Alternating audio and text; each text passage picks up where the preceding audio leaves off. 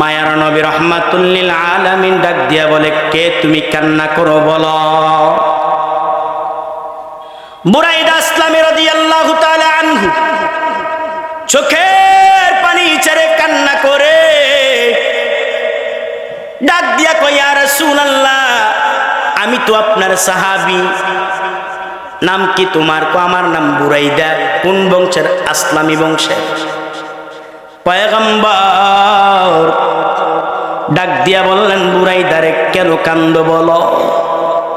তোমার কি বাড়িতে কোনো সমস্যা, সাংসারিক ভাবে বা আর্থিক ভাবে বা শারীরিক ভাবে কোনো সমস্যা কিনা বলো।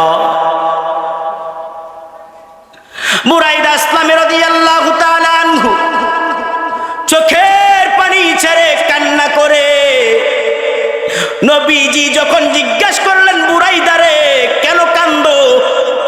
কান্না আরো বেড়ে গেছে।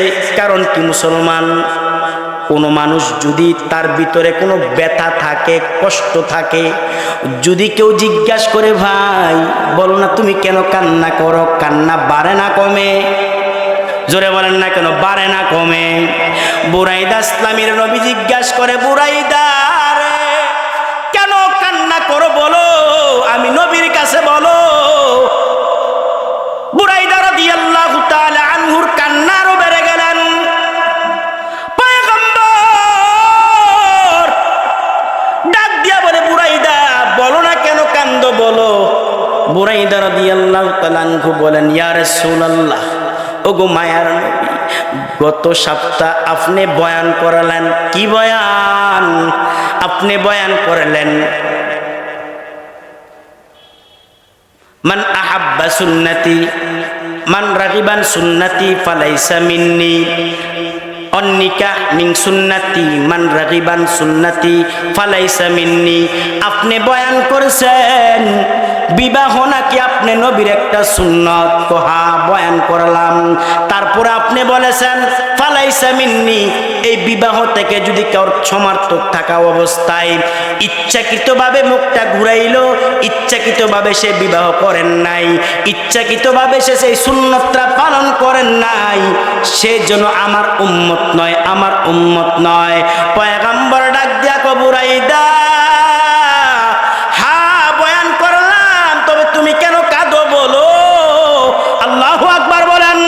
তুমি কেন কাঁদো? তুমি কেন কাঁদো বলো? কি কারণে তোমার চোখে পানি দেখা যায় বলো?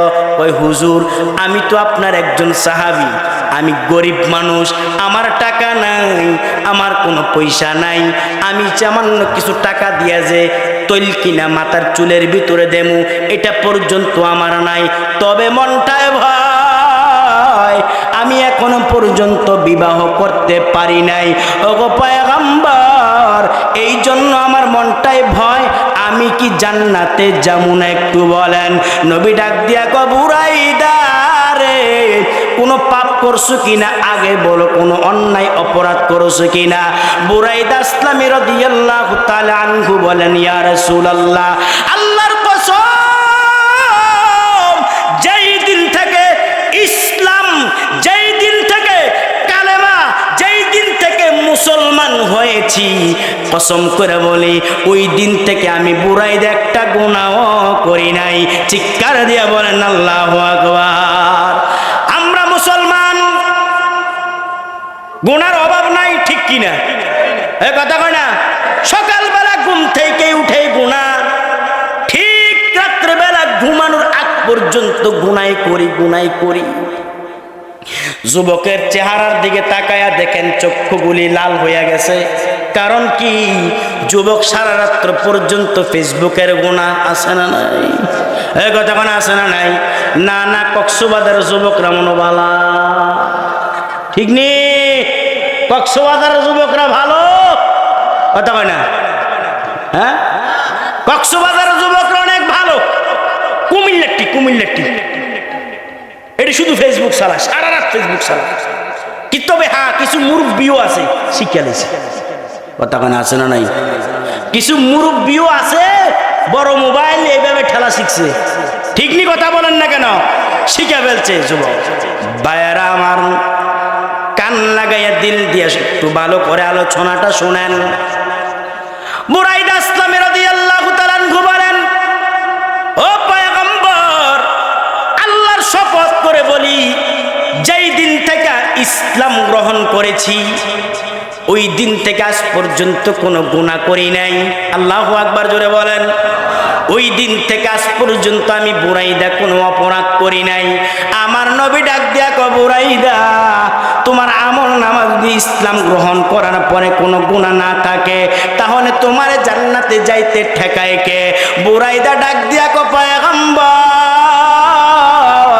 এটাই তো দিলের ভিতরে একটু ভয়। কিসের ভয়? আপনি যে বয়ান করেছেন, নিকাহ মিন সুন্নতি মান রাগিবান সুন্নতি ফালাইসা মিন্নি, আপনি পয়গম্বর বলেছেন বিবাহ নাকি আপনার নবীর সুন্নত।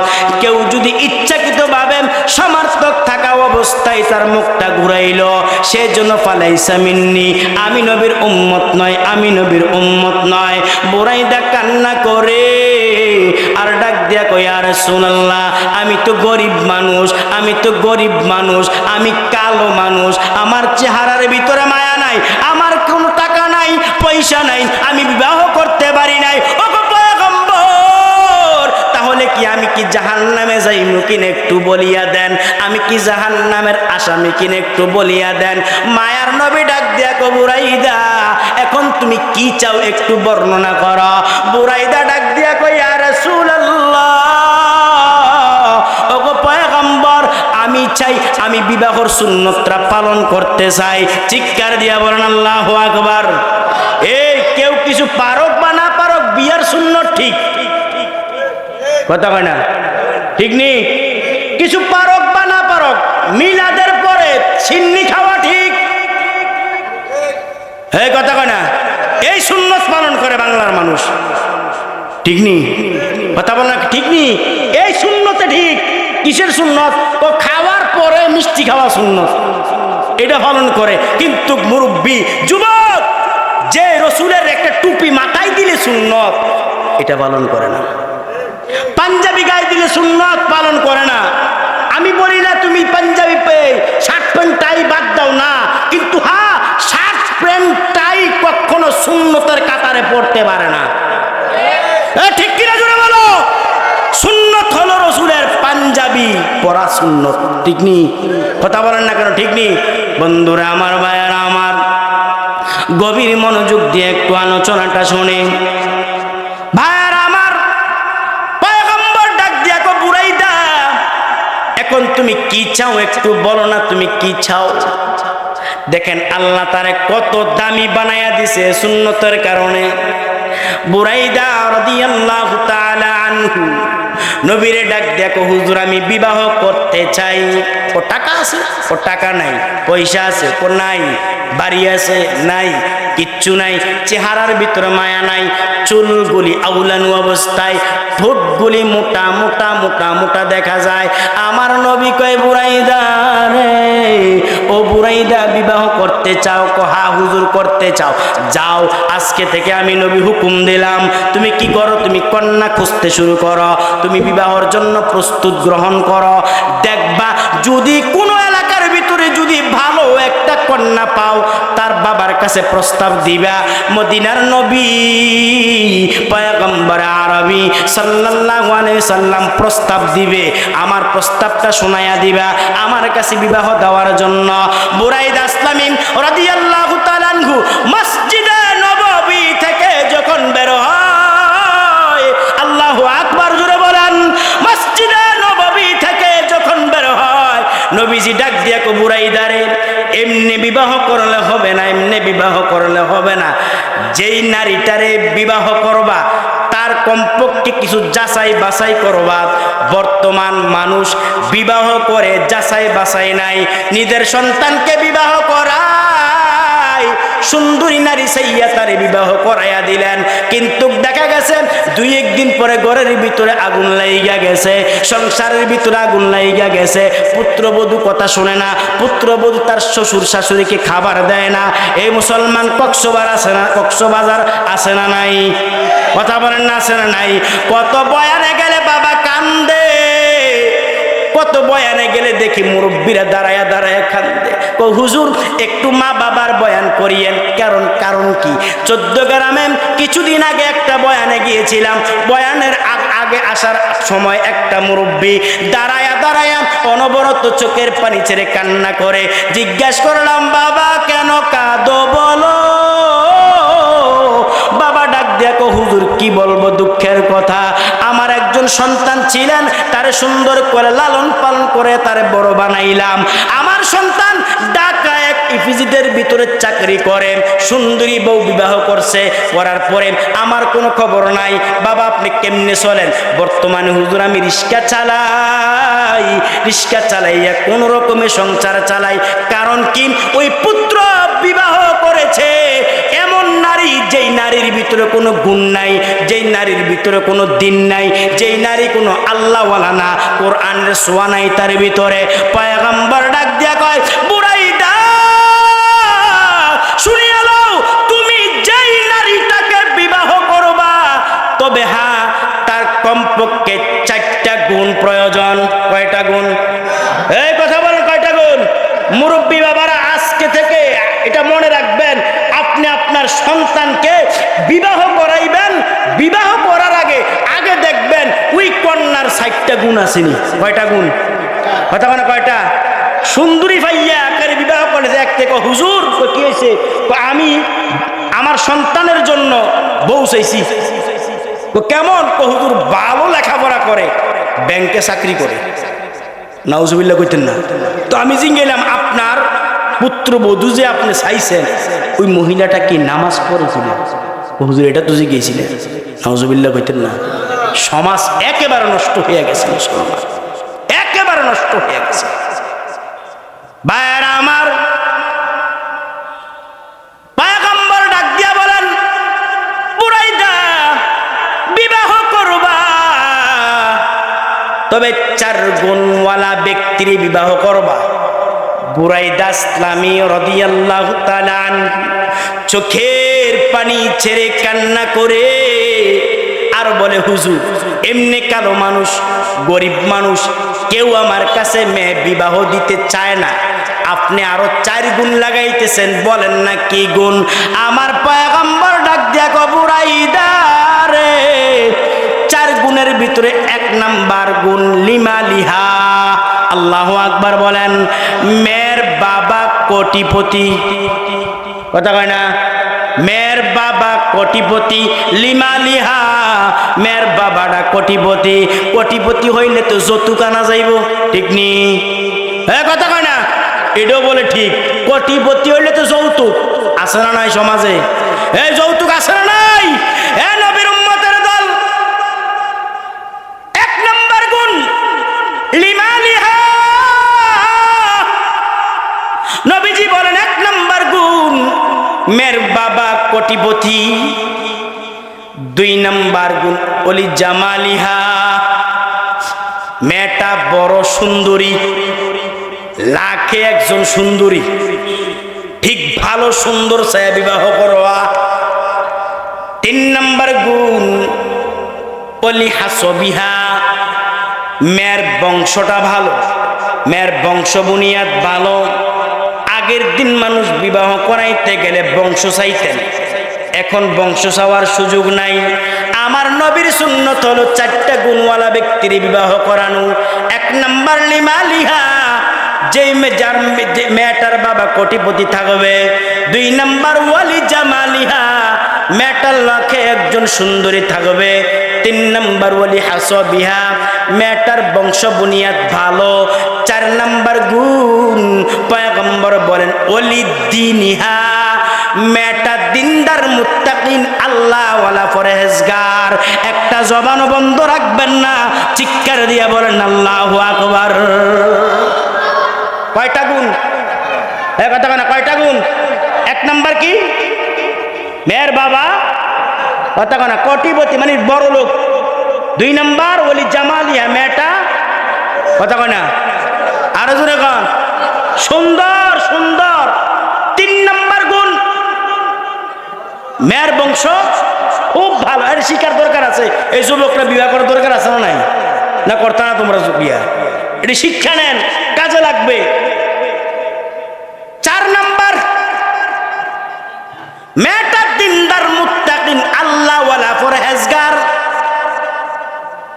পয়গম্বর বুরাইদা রাদিয়াল্লাহু তাআলা আনহুরে নবীজি যখন বললেন, বুরাইদারে 4 গুণওয়ালা ব্যক্তি ছাড়া বিবাহ করিও না, খুঁজতে থাকো, খুঁজতে থাকো, খুঁজতে থাকো।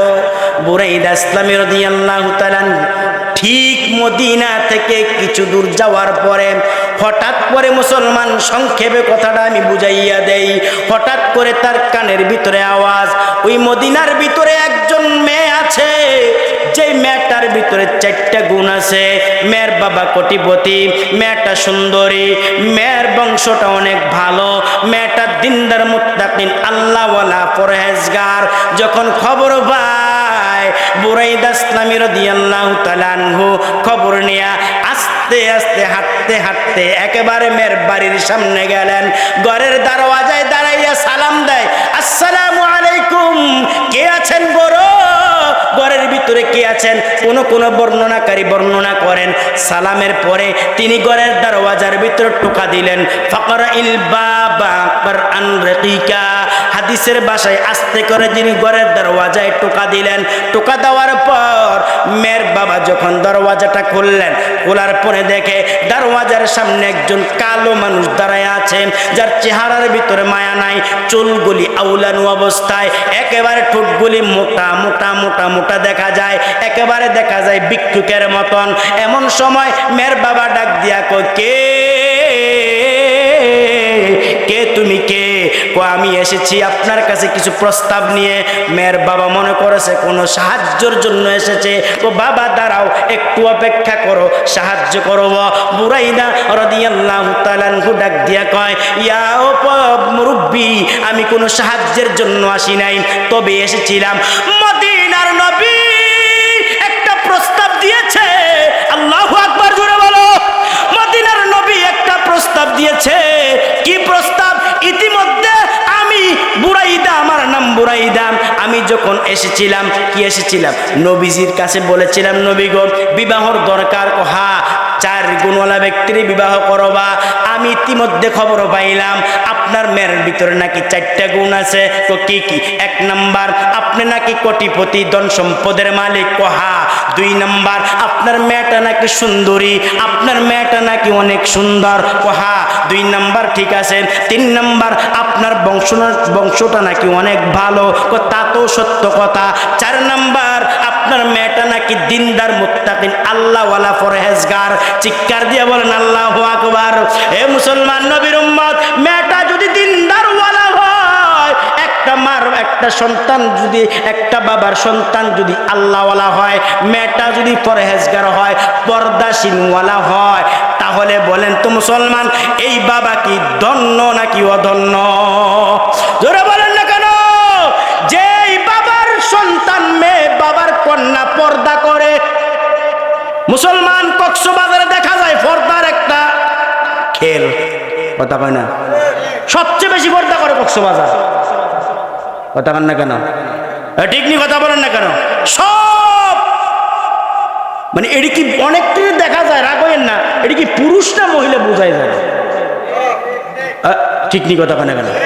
কেউ আপনারা তো আমার পরে মারি খাওয়াইবেন, হুজুর এই কথা কোন থেকে আনলেন? আসলে ঠিক নেই, কথা কোনো ঠিক নেই। হে মুসলমান, তুমি কেমন বাবা হইলা? তোমার সন্তান, তোমার কন্যা প্যান্ট শার্ট টাই ফিরে কক্সবাজারে ঘুরে, তুমি বাবার এরকম বাবা হওয়ার কোনো দরকার, অধিকার তোমার নাই। ঠিক কিনা জোরে বলেন? কোনো অধিকার নাই। যেই বাবার সন্তান বেগানা দায়ুস হইতে পারে, ওই বাবা বাবা বলে স্বীকার করার তার কোনো অধিকার নাই। যেই স্বামী তার বিবিকে নিয়ে বেপরদা ভাবে কক্সবাজারে বেপরদা হয়ে চলে, হাজারো যুবক তার চেহারার দিকে তাকাইয়া গুনাহ করে, হে স্বামী জানিয়া রাখো, তোমার মতন অধপতন স্বামী বাংলার জমিনে থাকার কোনো অধিকার নাই। ঠিক কিনা জোরে বলো? মুসলমান সমাজ একেবারে খারাপ হয়ে গেছে, খুব কষ্ট লাগে। আল্লাহ বলেন, কুল সিরু ফিল আরদ, তোমরা আমার জমিন ঘুরো। এটা কার কথা? তোমরা সফর করো, দেখো আর দেখতে আইয়া যেই গুনাহ করে, নাউজুবিল্লাহ কইতেন না, আমরা কেন আইলাম রে এই জামানাতে মৌলা, কেন আইলাম রে, ঠিক কিনা? এই জামানার মানুষগুলো মানুষ নাহি বলে, গরু গুরা হার মানাইয়া, গরু গুরাম হার মানাইয়া হানার মতো চলে, আমরা কেন আইলাম রে এই জামানাতে মৌলা, কেন আইলাম রে, ঠিক কিনা? পথে ঘাটে চলে তারা গলা গলি ধরে, ঠিক কিনা? দেখলে তাদের চলা ফিরাম, দেখলে তাদের চলা ফিরাম মাথায় আমার ঘুরে, আমরা কেন আইলাম রে এই জামানাতে মৌলা, কেন আইলাম রে? চিৎকার দিয়া বলেন আল্লাহু আকবার। হাদিসের ভাষায় পয়গম্বর বলেন, ও সাহাবায়ে কেরাম তোমরা শোনো, একজন নারীর জন্য কমপক্ষে 4 জন জবাবদাহি করতে হবে কিয়ামতের ময়দানে। 1 নাম্বার নারীর বাবা, নারীর বড় ভাই, নারীর স্বামী, নারীর বড় ছেলে, কথা কয় না? এই নারীর বাবা, নারীর স্বামী, নারীর বড় ভাই, নারীর বড় ছেলে, একজন নারীর জন্য জবাবদাহি করতে হবে। মুসলমান জানিয়া রাখো, তোমার বোন যদি বেপরদায় চলে, তুমি ভাইয়ের অপরাধ, তুমি ভাই ফাঁসি কাস্টে ঝুলতে হবে। তোমার কন্যা যদি বেপরদায় চলে, কিয়ামতের ময়দানে তুমি জাহান্নামের আসামি হইয়া দাঁড়াইবা।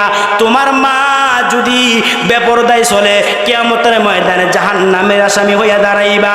ও মুসলমান গো, ও স্বামী, তোমার বিবি যদি বেপরদায় চলে, কিয়ামতের ময়দানে তুমি জাহান্নামের আসামি হইয়া দাঁড়াইবা। অতএব আজকে থেকে ওয়াদা করি, আমাদের বোন, আমাদের মা, আমাদের বিবি সবাইকে পর্দা রাখার চেষ্টা করব। কারা কারা রাজি, দুইটা হাত তুলে আল্লাহকে দেখাইয়া দাও। নারায়ে তাকবীর। আল্লাহ সব ভাইকে কবুল করুন, সবাই বলি আমিন। কয়টা গুণ? কথা কয় না? কক্সবাজারে যারা ঘুরে গুণগুলি আসেনি, আছে বলে আসেনি? হ্যাঁ, যদিও সুন্দর একটা আছে, হ্যাঁ, টাকার মালিক 2টা আছে। 3 নাম্বার, অনেক সময় বংশ ভালো হইতে পারে, কিন্তু বেপরদায় চলে তো ওলি দিনিয়া দিনদার মুত্তাকিন আল্লাহওয়ালা হইতে পারে না, ঠিক কিনা জোরে বলো? একজন নারীকে বিবাহ করবা, তোমার 4টা গুণের প্রয়োজন। বুরাইদা ইসলামী রাদিয়াল্লাহু তাআলা আনহু ডাক দিয়া কো, মুরব্বি, আপনার মেয়ের নাকি 4টা গুণ আছে। কয় হ্যাঁ। 1 নাম্বার, আপনি কোটিপতি। 2 নাম্বার, আপনার মেয়ে নাকি সুন্দরী। 3 নাম্বার, আপনার নাকি বংশ বুনিয়াদ অনেক ভালো। 4 নাম্বার, আপনার মেয়েটা নাকি দিনদার মুত্তাকিন আল্লাহওয়ালা পরহেজগার। কয় হ্যাঁ, 4টা গুণ আমার মেয়ের ভিতরে আছে। এখন তুমি কি চাও বলো, কি চাও বলো? বুরাইদা ইসলামী রাদিয়াল্লাহু তাআলা আনহু ডাক দিয়া কয়, মুরব্বি, মদিনাওয়ালা নবী, মদিনার নবী প্রস্তাব দিছেন আপনার মেয়েকে আমার সাথে বিবাহ দেওয়ার জন্য। চিৎকার দিয়ে বলেন আল্লাহু আকবার। হে মুসলমান, মেয়ের বাবার মেজাজ গরম না নরম? হ্যাঁ, কি করে তার কাছে বলো মাইয়া বিয়ে দিতে? প্রস্তাব কার? বুরাইদা ইসলামী না নবীর? এই কথা কেন? কার প্রস্তাব? নবীর প্রস্তাব। বুরাইদা ইসলামী রাদিয়াল্লাহু তাআলা আনহু যখন কথাটা পেশ করলেন, মুরব্বির মেজাজ গরম। মুরব্বি তারে রাগ হইয়া টাক্কা দিয়া ফেলে দিলেন। আল্লাহু আকবার। বুরাইদা ইসলামী রাদিয়াল্লাহু তাআলা ডাক দিয়া কো, মুরব্বি বিবাহ দিবেন না? কান্না করতে করতে মদিনার দরবারের দিকে রওনা হয়। ও ওই দিক দিয়া মেয়ে সবগুলি কথা তার শুনছে। শোনার পরে মেয়েটা তো আল্লাহওয়ালা, মেয়েটা দিনদার, মুত্তাকিন, পরহেজগার। মেয়েটা আব্বুরে ডাক দিয়া কয়, আব্বু আপনার কাছে কে এসেছে একটু বর্ণনা করেন। ও মা গো মা, এই কথা শোনার তোমার দরকার নাই। ও আমার দরকার আছে, বলেন না কে সে। ও সে তোমার বিবাহর প্রস্তাব নিয়ে আসছে। কিসের প্রস্তাব? ও বিবাহর প্রস্তাব। আপনি কি বলছেন? ও দেবো না। কারণ কি? ছেলেটা কালো, ছেলেটা কোটিপতি না, টাকা পয়সা নাই, বাড়ি গাড়ি কিচ্ছু নাই, তার চেহারার ভিতরে মায়া নাই, ঠোঁটগুলি মোটা মোটা দেখা যায়, সামান্য তৈল কিনার মাথায় লাগাইবে এই টাকাটা পর্যন্ত তার নাই। হায়রে মুসলমান, ও নবীর উম্মতের দল, ভালো করে শুনিয়া লাও। কক্সবাজারে ঘুরতে আইসা কত মানুষ কত টাকা পয়সা নষ্ট করো রে বাবা। ও মুসলমান, শান্তি লাগে না, শান্তি লাগে না। কারণ এই টাকা পয়সা আস্তে আস্তে একটু জমানোর চেষ্টা করো। জমাইয়া মক্কা মদিনায় যাও, যাওয়ার পরে দেখবা সারা গোটা পৃথিবীর শান্তি আল্লাহ পাক মক্কা মদিনায় দিয়েছে। ঠিক কিনা জোরে বলো। এ নবীর উম্মতের দল, শুনো, সামান্যতম তৈল কিনা দে মাথায় চুলের ভিতরে দিবে নাই। এ নবীর উম্মত, মেয়ে ডাক দিয়া কয়, আব্বু তাহলে আপনি কি বলছেন? আমি তার ধাক্কা দিয়া ফালাইয়া দিছি। মেয়েটা চোখের পানি ছেড়ে কয়, আব্বু আপনি আপনার নিজের আগে জাহান্নামের আগুন থেকে বাঁচান। আল্লাহু আকবার। বাবা, আপনি আপনার নিজের আগে জাহান্নামের আগুন থেকে বাঁচান। কেন? মেয়েটা মূল্যবান একটা বক্তব্য দিলেন। ডাক দিয়া কয়, আব্বু প্রস্তাব তো কালো মানুষের নয়। এই ব্যক্তি আপনার কাছে বয়ান পেশ করলেন, আপনি কি শোনেন নাই? প্রস্তাব তো মদিনাওয়ালা নবীর প্রস্তাব। এ যুবক ভাই, মুরব্বী বাবারা, একটু চাওয়াজে বলেন, আমার নবী কি সুন্দর নাকি কালা? যেই নবীর চেহারার ভিতর মুসামাসি বসতেন না, যেই নবীর চেহারা দেখা অসংখ্য কাফের কালেমা পড়ে মুসলমান হয়ে গেছে। মেয়ে ডাক দিয়া কয়, আব্বু গো, প্রস্তাব তো মদিনাওয়ালার নবীর প্রস্তাব, সুন্দর মানুষের প্রস্তাব। আল্লাহু আকবার বলেন। সুন্দর মানুষের প্রস্তাব। মুসলমান ইউসুফ নবীর চেহারা দেখা কোনো কাফের কালেমা পড়ে মুসলমান হন নাই। জুলাইকা পাগল হয়েছে, শেষ পর্যন্ত হাত পর্যন্ত আঙুল পর্যন্ত কাইটা ফেলছে। এত সুন্দর ইউসুফ নবী, কিন্তু কেউ কালেমা পড়ে মুসলমান হয় নাই। আর আমার নবীর চেহারাটা এত সুন্দর, আমার নবীর চেহারা দেখা অসংখ্য কাফের কালেমা পড়ে মুসলমান হয়ে গেছে। চিৎকার দিয়া বলেন আল্লাহু আকবার। ভাইয়ের আমার, সময় কম, রাত্র গভীর হইতেছে। মুসলমান অল্প সময়ের ভিতরে বয়ান শেষ করে দেব, দোয়া করে দেব। মুসলমান উঠার চেষ্টা করবেন না, অনুরোধ করি। মুসলমান শেষ পর্যন্ত কথাটা নিয়ে বাড়িতে যান। ও নবীর উম্মত, বাবার কাছে যখন মেয়ে বক্তব্য পেশ করলেন, বাবার দিলের ভিতরে একটু জাগ না জাগলে, হায় রে, আসলে তো কথাটা সত্য। প্রস্তাব তো কালো মানুষের নয়, প্রস্তাব তো মদিনাওয়ালার নবীর প্রস্তাব, প্রস্তাব তো কালো মানুষের নয়। বাবা দৌড়ায় আর ডাক দেখো, মা তুমি এখন কি চাও? আব্বু গো, আপনি বিবাহ দিতে রাজি হন বা না হন, আমি বুড়াইদার কাছে বিবাহ বসতে রাজি হয়ে গেলাম। চিৎকার দিয়া বলেন আল্লাহু আকবার। এ নবীর উম্মত, মেয়েও রাজি, ছেলেও কি করব? মেয়েও রাজি, ছেলেও রাজি হয়ে গেলেন। বুরাইদা ইসলামী দৌড়াইতে শুরু করলেন, মদিনার দিকে দৌড়াই, মদিনার দিকে দৌড়াই, মসজিদে নববীর দিকে দৌড়ায়। মায়ার নবী রাহমাতুল লিল আলামিন মসজিদে নববীর ভিতরে বয়ান করে। বুরাইদা ইসলামী কান্না করতে করতে মসজিদে নববীতে ঢুকে। সাহাবায়ে কেরাম ডাক দেখো, বুরাইদা কাঁদো কেন? বিবাহ করতে পারো নাই? ও না পারি নাই।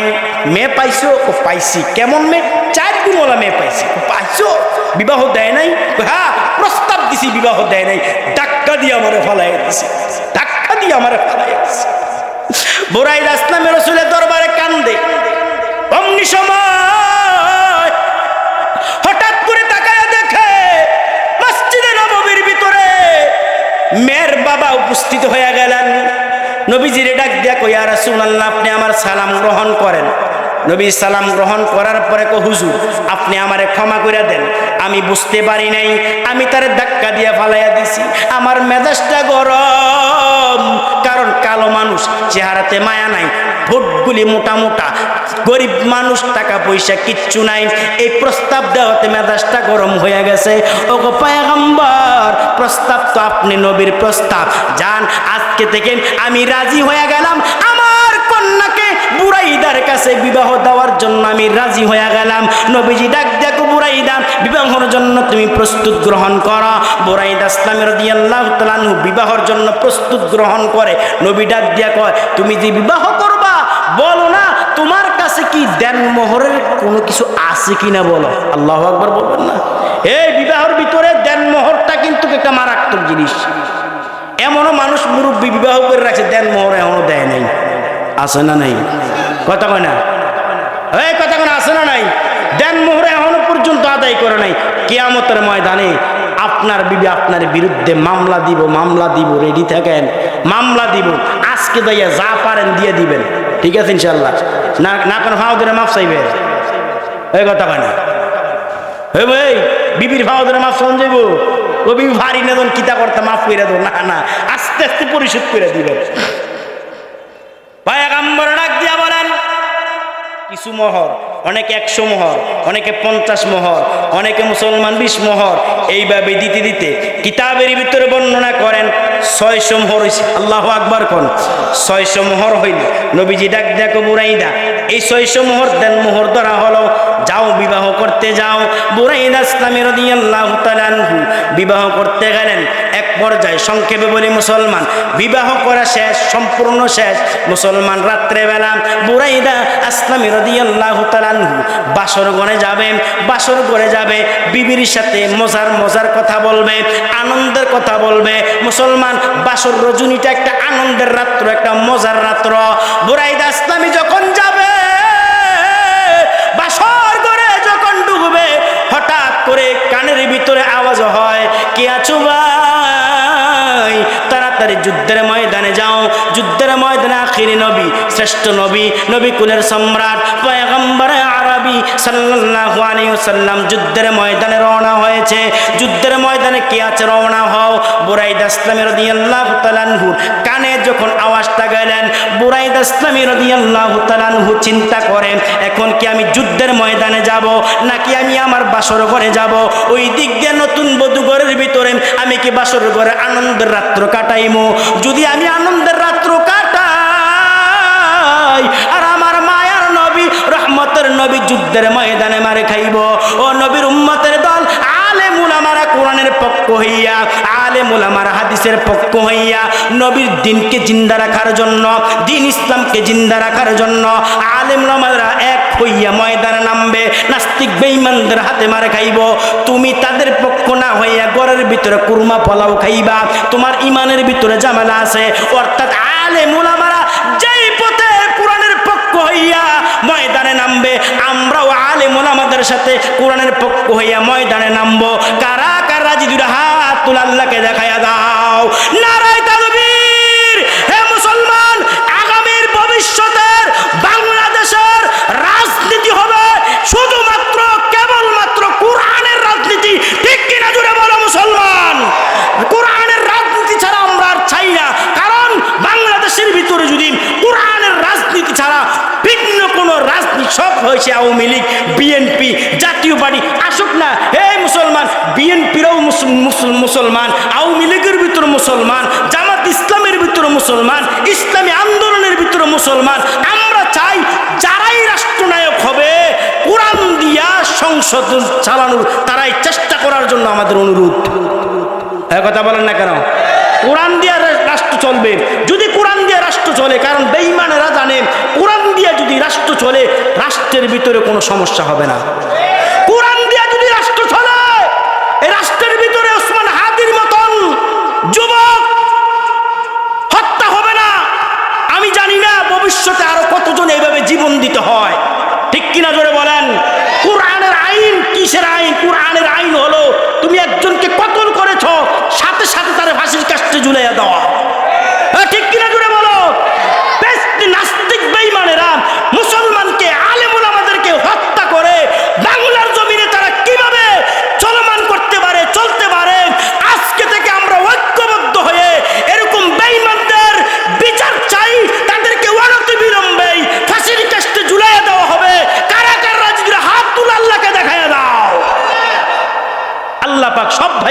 করুন।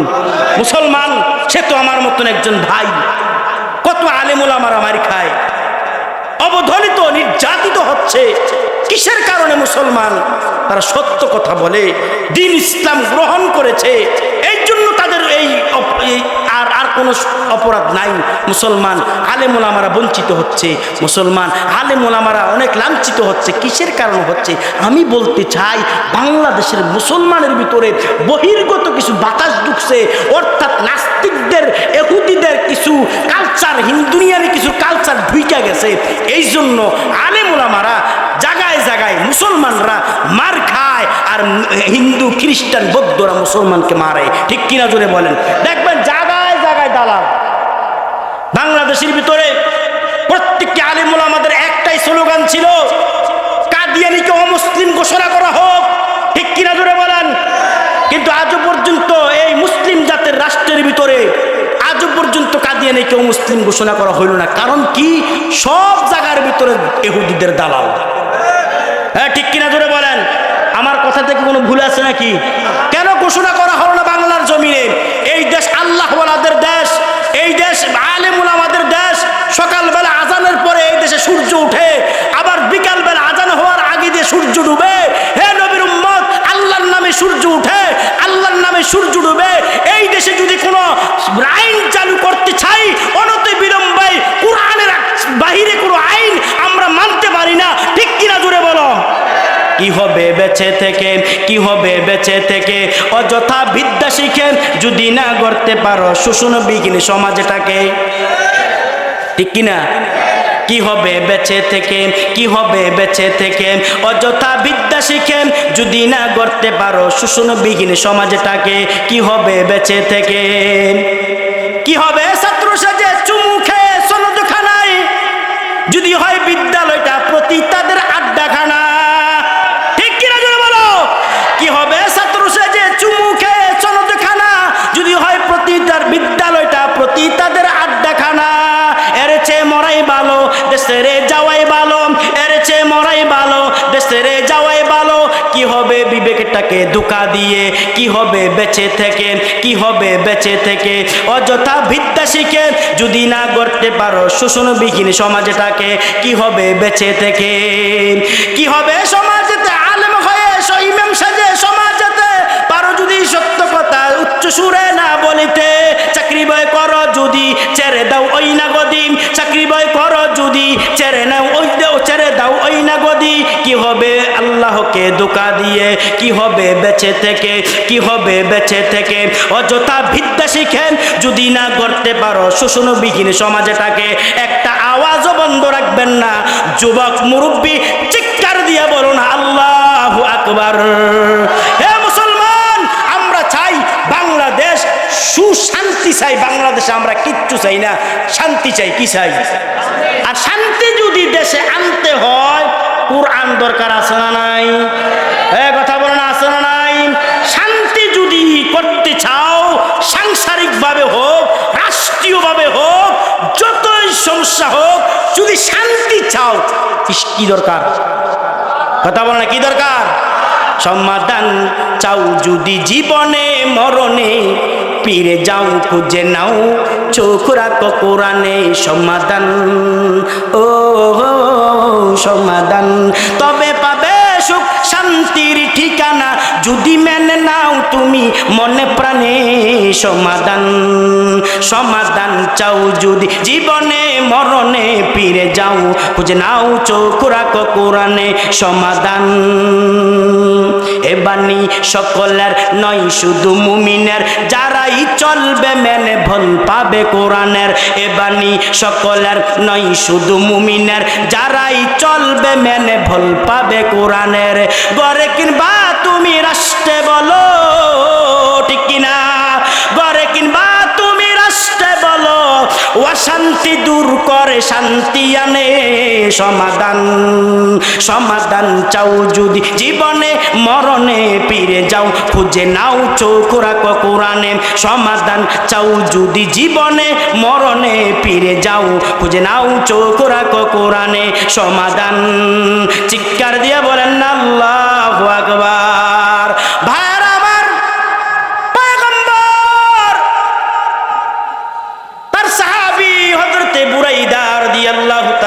চিন্তা করে ওই দিক দিয়ে আমার নবী যুদ্ধের ময়দানে মার খাবে, আমি কি এখন বাসর ঘরে যাব নাকি আমি যুদ্ধের ময়দানে যাব, চিন্তায় পড়ে গেলেন। হঠাৎ করে মাথার ভিতরে আসলেন, হায় রে, আমি বাসর ঘরে আনন্দ করব আর আমার নবী যুদ্ধের ময়দানে মার খাবে, এটা কখনো সম্ভব হবে না। মুসলমান বিবির কাছে যে সালাম দেয়, আসসালামু আলাইকা, ইয়া বিবি সালাম গ্রহণ করো। বিবি যখন সালাম গ্রহণ করলেন, বিবির ডাক দেখো, বিবি গো তরবারি দাও আর বিদায় দাও, তরবারি দাও আর বিদায় দাও। বিবি ডাক দেখো, স্বামী আমার, নতুন বাসর ঘর রাত্র মাত্র বিবাহ হইল, কেন আমি তরবারি দেব আর কেন আপনারে বিদায় দেব, কারণ কি? কি কারণ? স্বামী ডাক দিয়া কয়, বিবি গো, আল্লাহু আকবার জোরে বলো, হে বিবি, কেমনে আমি আনন্দের রাত্র কাটাইমু? ইতিমধ্যে শুনলাম আমার নবী পয়গম্বর আরবি সাল্লাল্লাহু আলাইহি সাল্লাম নাকি যুদ্ধের ময়দানে চলে গেছেন, এখন আমি কি করব? বিবি বিদায় দে, দেখা হবে হাসরের ময়দানে। বিবি থেকে বিদায় নেয়, নিয়ে তরবারি নিয়ে যুদ্ধের ময়দানে চলে গেলেন। মুসলমান গো, ও নবীর উম্মত, ও কক্সবাজার এলাকার যুবক ভাই, মুরব্বী বাবারা, ভালো করে শুনিয়া নাও। তখন বুরাইদা ইসলামী রাদিয়াল্লাহু তাআলা আনহু যুদ্ধ করতে করতে যুদ্ধের ময়দানে এক পর্যায়ে শাহাদাত বরণ করলেন। বলে ইন্না লিল্লাহি ওয়া ইন্না ইলাইহি রাজিউন। মুসলমান সংক্ষেপে বলি, এক পর্যায়ে যুদ্ধের ময়দান মুসলমানদের হাতে চলে আসলেন, মুসলমানরা জয়লাভ করলেন, মুসলমানরা জয়লাভ করলেন, তাকবীরের ধ্বনি দিতে শুরু করলেন। হঠাৎ করে আমার নবী ডাক দেখো, সাহাবীরা, কোন কোন সাহাবী শাহাদাত বরণ করেছে তাদেরকে রক্ত মাখা জামা কাপড় দিয়ে দাফনের ব্যবস্থা করো। মুসলমান নবীজি সাল্লাল্লাহু আলাইহি সাল্লাম সাহাবায়ে কেরামদেরকে নিয়ে যুদ্ধের ময়দান তল্লাশি করতে শুরু করলেন, যুদ্ধের ময়দানে খুঁজতে শুরু করলেন। সাহাবায়ে কেরামের লাশ কই? কোন সাহাবায়ে কেরামের গর্দান নাই, কোন সাহাবায়ে কেরামদের মুসলমান হাত নাই, এইভাবে পড়ে আছে। হঠাৎ করে তাকায়া দেখে একটা গর্দান তার দেহ থেকে আলাদা হয়ে আছে, চেহারাটা খুব কালো, ঠোঁটগুলি মোটা মোটা দেখা যায়, চুলগুলি আউলানো অবস্থায় দেখা যায়। নবীজি ডাক দেখো, সাহাবীরা রে, এটা কোন সাহাবীর লাশ? সাহাবায়ে কেরাম ডাক দেখো, ইয়া রাসূলুল্লাহ, ওগো পয়গম্বর, ওইটা তো ওই সাহাবীর লাশ। কোন সাহাবী?